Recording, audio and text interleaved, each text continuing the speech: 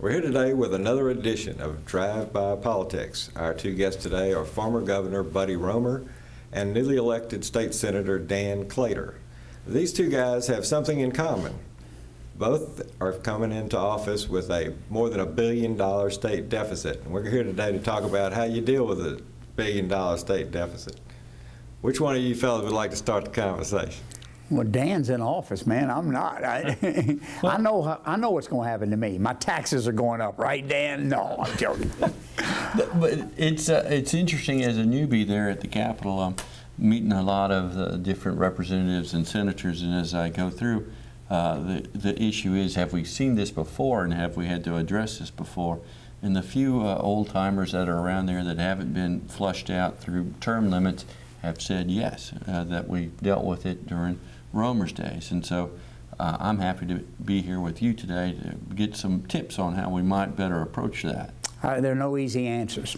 First of all, let me congratulate you on your victory. It was overwhelming. You fought the governor, the president, everybody else in America. You ought to get full congratulations. His mother gets all the credit, as far as I'm concerned.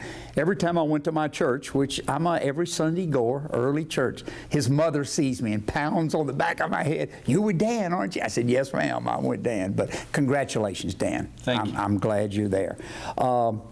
To your question, is there a way to deal with this? Yes. Is it easy? No. What does it require? I'll give you 2 points. It requires teamwork and cleanliness. What do you mean by cleanliness? Let me talk about it. It ought to be done above the table. It ought to be debated where everybody can hear. That's the way you build a team. Not by having the governor's office come down and say, "Here's what we're going to do. I don't want to listen to anybody else." And I'm not saying our governor's done that, but some governors in the past have. Maybe I've been guilty a few times of that, having strong opinions.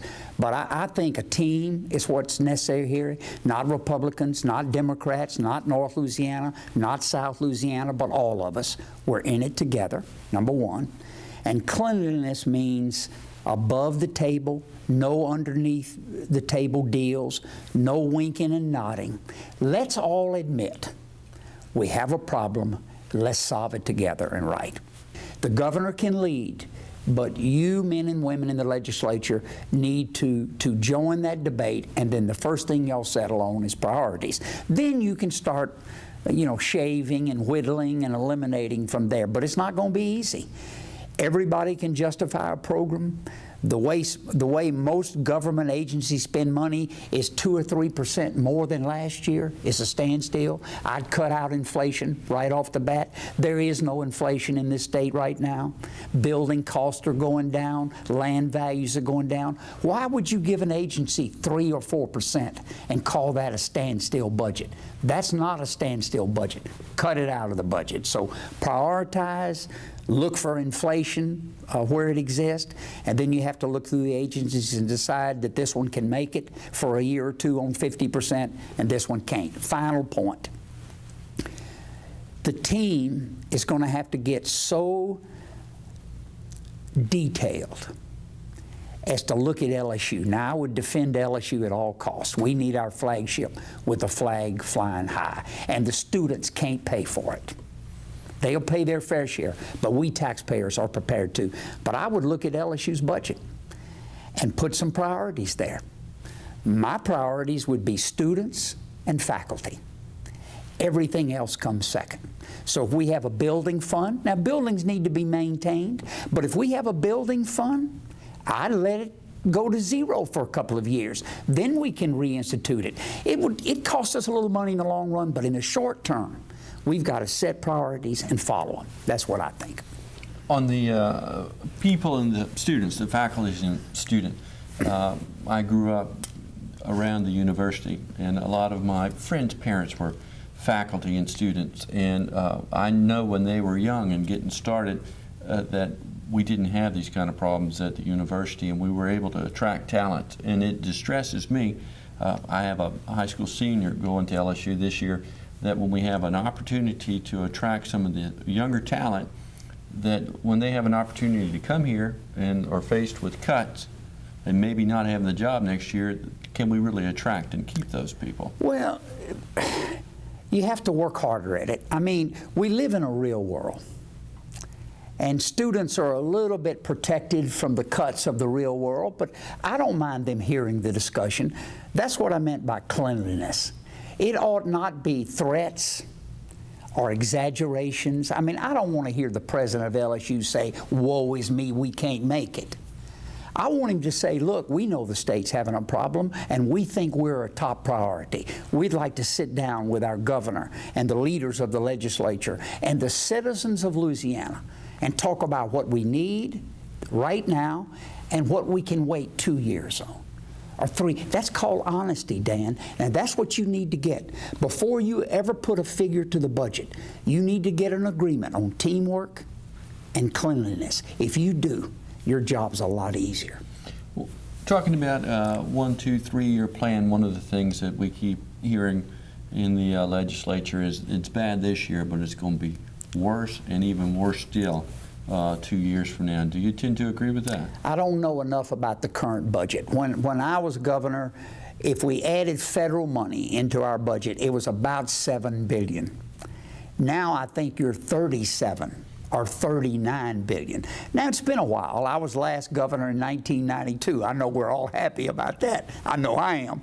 But the inflation and government has gotten a lot bigger, and the federal government has gotten bigger and badder and more into our business. I hate that, but that's kind of where we are. But our current governor has to be careful what he talks about here, because he's part of the problem. We have a deficit this year's budget, which is the second year of his term, not the first year. So this is a result of his miscalculation in the last budget. Now, I'm not fussing about that. That will happen. You can't know how the economy is going to do years ahead of time. But this is a year-by-year budget. Maybe a 2-year budget would be better, and maybe that's what you ought to think about. But the governor's got to be careful. Part of this is his fault. Part of this is his problem. So I'd like to see him come to the legislature and say, look, I've made some mistakes in the first year. Budgeting was one of them. Let's sit down together as a team and do this better next year. And hopefully he's taking that position. It's good information to pass on, and I appreciate it. On the priorities within education, one of the things that I hear a good bit about is, and we're talking about maintaining LSU as our flagship university, that we're have too much in the way of four-year universities around the state, and it's everybody's sacred cow in their neighborhood, their university. Do you have any thoughts on setting priorities within the university systems? We have these universities. Let's let them work better, more effectively. LSU ought to be the flagship. We don't need 3 engineering schools or 4 architectural schools or what it is now. We need to put good people on the board of trustees. My idea was to have a single board to coordinate all the universities, with LSU protected in the Constitution as the flagship, but all of our other universities named constitutionally, protected, but under a single board. And that single board will work on budget, cut out waste, cut out duplications, raise standards. It makes sense. It's what places like Texas and North Carolina do, who are way ahead of us on the benefits of higher education. Look, there's some changes we need to make, but people don't change unless they're forced to. The one beautiful thing of a tough budget year is that you're forced to make some changes. Look at them, Dan.